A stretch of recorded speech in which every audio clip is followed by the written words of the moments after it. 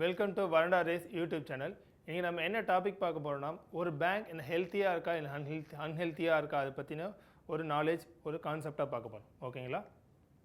அதுக்கு முன்னாடி சின்னதாக ரெண்டு டேர்ம் தெரிஞ்சுப்போம். ஃபர்ஸ்ட் ஒன் வந்து authorised capital and second one is paid up capital. ஓகேங்களா? ஆத்தரைஸ்ட் கேபிட்டல், பெய்ட் அப் கேபிட்டல்னால் என்னென்னா, ஃபார் எக்ஸாம்பிள் ஒரு கம்பெனி இருக்குன்னு வச்சுக்கோங்க. ஓகே, ஃபார் எக்ஸாம்பிள் கம்பெனி ஏ. ஓகேவா? அவங்க வந்து ஃபண்டு எது மூலயமா ரைஸ் பண்ணலாம்? கை காசு போடலாம், பேங்க்கிட்ட லோன் வாங்கலாம். அது இல்லாமல் பப்ளிக்கிட்ட ஃபண்டு ரைஸ் பண்ணலாம், த்ரூ ஷேர்ஸை விற்று அவங்க ஃபண்டு ரைஸ் பண்ணலாம். ஓகேங்களா? அதுதான் இந்த ரெண்டு கேட்டகரி. பப்ளிக்கிட்ட ஷேர்ஸ் விற்று அது மூலிமா ஃபண்டு ரைஸ் பண்ணுறது அந்த authorised capital and paid up capital. ஓகேங்களா? ஆத்தரைஸ்டு கேபிட்டல்னால் nothing but for example maximum level. ஓகேவா? இதான் ஆத்தரைஸ்டு கேபிட்டல். எப்படி சொல்கிறேன்னா, ஃபண்டு ரைஸ் பண்ணணும்னு முடிவு பண்ணிட்டாங்க. ஓகேங்களா? நம்ம என்ன பண்ணால் சில கவர்மெண்ட் டிபார்ட்மெண்ட்டில் ஓகே அங்கிட்ட போய் நம்ம வந்து நாங்கள் கம்பெனிக்காக ஃபண்டு ரைஸ் பண்ணுறோம். அவங்க வந்து நம்ம கம்பெனியோட அசட்ஸ், லைபிலிட்டிஸ் எல்லாம் பார்த்துட்டு, ஓகே நீங்கள் இந்த லெவல் வரைக்கும் நீங்கள் ஷேர்ஸை விற்று அது மூலயமா ஃபண்டு ரைஸ் பண்ணலான்றதுக்கு பேர் தான் ஆத்தரைஸ்டு கேபிட்டல். ஓகேங்களா? இதுதான் மேக்ஸிமம் கேபிட்டல் அப்போதைக்கு அட் ஏ டைம். ஓகேங்களா? மேக்ஸிமம் கேபிட்டல் நம்ம பப்ளிக்கிட்ட ஷேரை விற்று ஃபண்டு ரைஸ் பண்ணுறது பேர் தான் authorised capital. Paid up capital for example இந்த லெவல் வச்சுப்போம். ஓகேங்களா? Paid up capital. ஓகேங்களா? Paid up capital. ஓகேவா?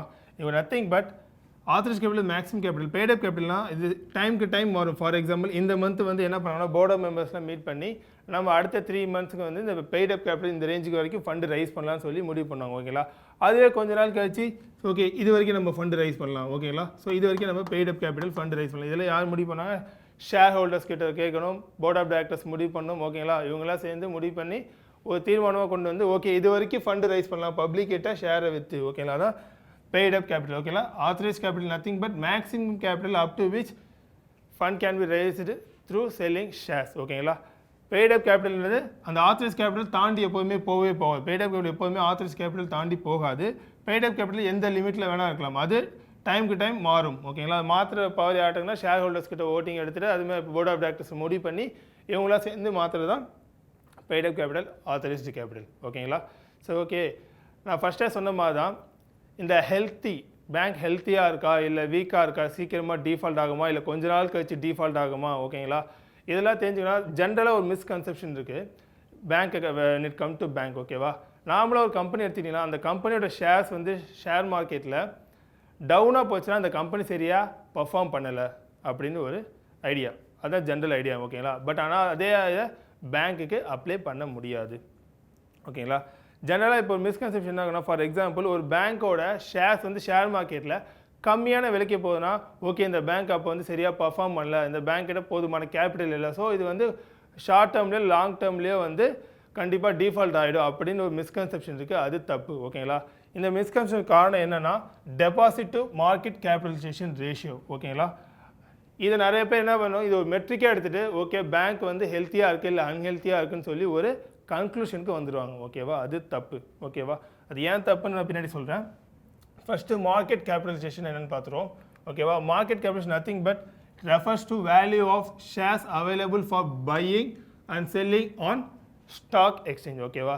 மார்க்கெட் கேபிட்டலைசேஷன் எப்படி சொல்லலாம், total number of shares into ஓகேங்களா ஒரு ஷேரோட வேல்யூ. ஓகே, ரெண்டு மல்டிப்ளை பண்ணிங்கன்னா is equal to market capitalisation. ஜென்ரலாக இந்த மார்க்கெட் கேபிட்டலைசேஷன் வச்சு தான் அந்த கம்பெனியோட மார்க்கெட் வேல்யூ ஸ்டாக் மார்க்கெட்டில் கணக்கு பண்ணுவாங்க. ஓகேங்களா? முடிவு பண்ணுவாங்க. ஓகே, மார்க்கெட் கேபிட்டலைசேஷன் ஒரு கம்பெனியில் வந்து நல்ல ஹையாக இருந்தால் ஓகே நல்லபடியாக போயிட்டு இருக்குது, ஒரு பிரச்சனை இல்லை அப்படின்னு சொல்லி ஒரு கன்க்ளூஷனுக்கு வருவாங்க. ஓகேவா? It is dynamic.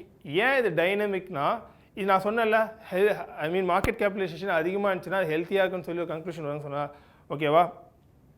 அது வந்து சப்போஸ் அந்த ஷேர் வேல்யூ கம்மியாக இருந்துச்சுன்னா அப்போ என்ன ஆகும், அப்போ அந்த மல்டிப்ளிகேஷன் வரும்போது ஒரு பார்ட்டு கம்மியாகும்போது ஓவராலாக கம்மியாகும். மார்க்கெட் கேபிட்டலைசேஷன் கம்மியாச்சுன்னா பேங்க்கு ஸோ லாஸ்ட்டில் போதும் அர்த்தம் கிடையாது. ஓகேவா? இட் இஸ் டைனமிக் சொல்லியிருக்கேன். ஏன்னா ஷேர் மார்க்கெட்டில் எப்போ ஞாபகம் வச்சுக்கோங்க, அந்த ஷேர் பீரியட் இருக்குல்ல, ஓகேவா, ஸ்டாக் மார்க்கெட் பீரியட் இருக்குல்ல, அதுக்குள்ளே அது எப்படி வேணால் ஃப்ளக்சுவேட் ஆகிட்டே இருக்கும். ஓகேவா? So that it is call dynamic. ஓகேவா? ஸோ இப்படி ஃப்ளக்சுவேட் ஆகிட்டே இருக்கிறதுனால இதை வச்சு நம்ம கன்க்ளூட் பண்ண முடியாது பேங்க் வந்து ஹெல்த்தியாக இருக்கா இல்லை அன்ஹெல்த்தியாக இருக்கா அப்படின்னு சொல்லி. ஓகேங்களா? மார்க்கெட் கேபிட்டலைசேஷன் எதெல்லாம் அஃபெக்ட் பண்ணணும்னா ப்ராஸ்பெக்டிவ் க்ரோத் ஆஃப் பேங்க். ஓகேவா? First one. செகண்ட் ஒன் வந்து net interest margin. Third one efficiency of the banking operation. ஓகேவா?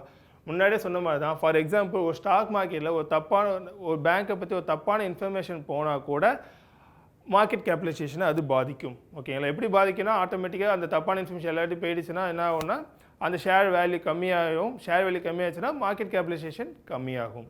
ஓகேங்களா? இல்லை என்னென்ன ஃபேக்டர்ஸில் அஃபெக்ட் ஆகுதுன்னு பார்த்தோம். ஓகேங்களா?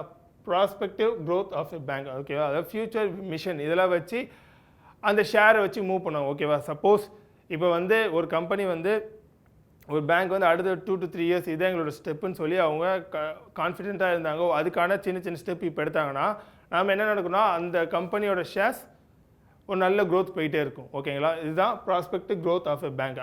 அந்த கம்பெனியோட மிஷனை வச்சு அந்த ஷேரோட வேல்யூ டிசைன் ஆகும். ஓகேங்களா? நெக்ஸ்ட் ஒன் வந்து நெட் இன்ட்ரெஸ்ட் மார்ஜின். இந்த நெட் இன்ட்ரெஸ்ட் மார்ஜினா கண்டிப்பாக பிலாங்ஸ் டு பேங்க். ஓகேங்களா?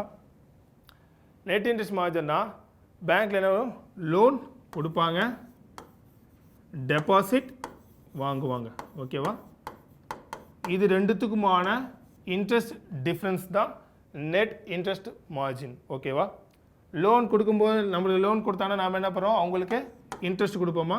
அதே மாதிரி நம்ம டெபாசிட் கொண்டு போய் பேங்க்கில் டெபாசிட் பண்ணோன்னா அவங்க நம்மளுக்கு இன்ட்ரெஸ்ட் தருவாங்க. இது ரெண்டுத்துக்குமான டிஃப்ரென்ஸ் தான் நெட் இன்ட்ரெஸ்ட் மார்ஜின். ஓகேங்களா?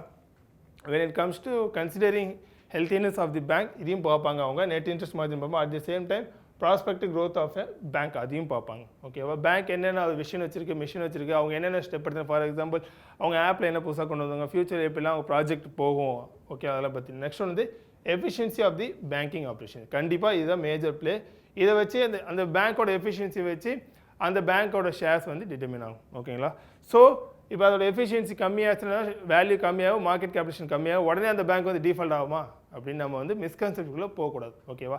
சரி, ஓகே. நீங்கள் என்ன சொல்கிறீங்கன்னா மார்க்கெட் கேபிடலைசேஷன் டெபாசிட் ரேஷியோ வச்சு ஒரு பேங்க்கோட ஹெல்த்தியாக அன்ஹெல்த்தியாக டிசைட் பண்ணக்கூடாதுன்னு சொல்லிட்டீங்க. ஓகேங்களா? ஏன்னா மார்க்கெட் கேபிடலேஷன் வந்து எவ்ரிடே அது ஃப்ளக்சுவேட் ஆகும். ஓகே, ஃப்ளக்சுவேட்டான ஒரு விஷயத்தை வச்சு ஸ்டேபிளான ஒரு கன்க்ளூஷனுக்கு நம்ம வர முடியாது. ஓகேங்களா? சரி, அப்போ வேறு எதை வச்சு கன்ஃபார்ம் பண்ண முடியும் பேங்க் வந்து ஹெல்த்தியாக இருக்கா இல்லை அன்ஹெல்த்தியாக இருக்கா அப்படின்னா CRAR. ஓகேங்க, capital to risk weight and asset ratio. ஓகேங்களா? இதுதான் மேஜரான மெட்ரிக். இதை வச்சு தான் பேங்க் வந்து ஹெல்த்தியாக இருக்கா இல்லை அன்ஹெல்த்தியாக இருக்கான்னு சொல்லி நாம் கன்ஃபார்ம் பண்ண முடியும். ஓகேங்களா? இது என்னென்னு பார்த்துருவோம். It is the ratio of a bank's capital to its risk weight and assets and current liabilities. ஓகேங்களா? CRAR வந்து என்ன சொல்லுவாங்கன்னா கேபிட்டல் அடிக்வன்சி ரேஷியோ, CAR கூட சம்டைம்ஸ் சொல்லுவாங்க. ஓகேவா? நம்ம பார்த்தோம் CRAR டெஃபினேஷன். பேங்க் கேபிட்டல் அதுக்கு with risk weight and asset. இந்த அசட்னா என்ன சொல்லியிருக்கோம், bank various type of asset இருக்கும்.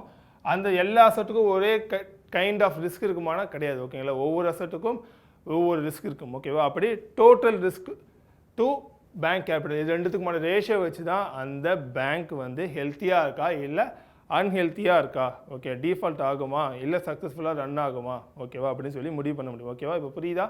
ஸோ பேங்க் ஹெல்த்தியாக இருக்கு அன்ஹெல்த்தியாக எதை வச்சு மேஜராக வந்து டிசைட் பண்ணுவாங்கன்னா CRAR வச்சு தான் டிசைட் பண்ணுவாங்க. CRARனது ratio between bank capital to the risk weight and asset and current liabilities. ஓகேவா? ஓகே, இதை யார் டிசைட் பண்ணுறா அப்படின்னு பார்த்தீங்கன்னா வேர்ல்டில் பார்த்தீங்கன்னா அந்த கண்ட்ரியோட சென்ட்ரல் பேங்க் இல்லைன்னா ஃபினான்ஷியல் அத்தாரிட்டி. ஓகேவா? வென் இட் கம்ஸ் டு இந்தியானா இந்தியாவில் வந்து CRAR யார் வந்து டிசைட் பண்ணாங்கன்னா ரிசர்வ் பேங்க் ஆஃப் இந்தியா. ஓகேங்களா? இவங்க ஒரு லிமிட் வச்சுருக்காங்க. இது கீழே போகக்கூடாது. ஓகேவா?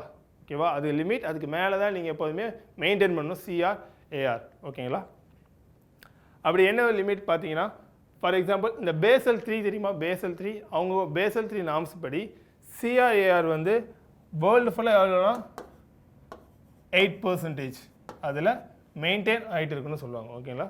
வேர்ல்டு ஃபுல்லாக எல்லா பேங்க்குமே 8% CRAR மெயின்டைன் பண்ணணும். ஓகேவா? நம்ம இந்தியாவில் பார்த்தீங்கன்னா 9% வந்து ஷெட்யூல்டு கமர்ஷியல் பேங்க். ஓகேங்களா? ஷெட்யூல்டு கமர்ஷியல் பேங்க் வந்து CRAR 9% மெயின்டைன் பண்ணுறாங்க. ஓகேங்களா? 12% வந்து பப்ளிக் செக்டார் பேங்க். ஓகேவா?